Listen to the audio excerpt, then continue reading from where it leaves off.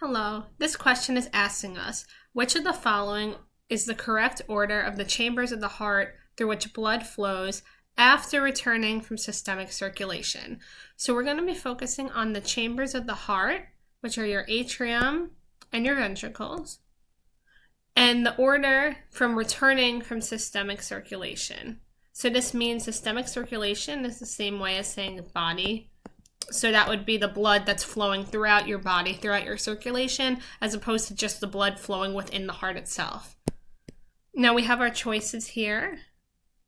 And the choices are discussing your atrium. See, every choice has an atrium listed, a right and a left atrium. And every choice also has a ventricle listed, a right and a left ventricle. So we could see from the choices here that we need to decide the correct order through the ventricles. So the question isn't asking about other parts of the heart, which blood will flow through as well. So we're going to draw a diagram here. And the diagram is going to help us determine which of these choices is correct. And I'm also going to draw a person who this heart belongs to. And the reason I'm drawing our friend here is because it'll make it easier to visualize which side is the left side and the right side of the heart.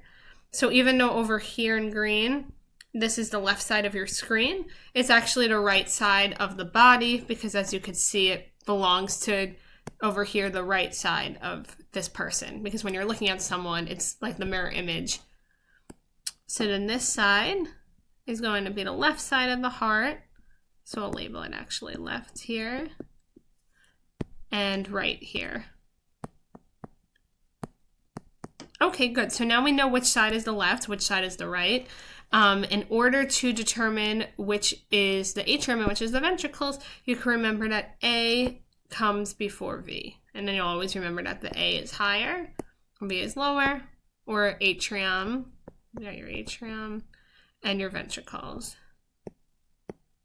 Okay, perfect. So we located our chambers. We located the left and right side. So now all we need to determine is the correct order of blood flow. So after we're returning from systemic circulation, the oxygen throughout the blood was all used up. So now the blood needs to return to the heart so it could go through the lungs to get oxygenated and then go back to the body again. So after systemic circulation, we're going to go back into our right atrium. And I'm drawing it in blue because it doesn't have oxygen yet. So you go to your right atrium and then you're going to go to your right ventricle.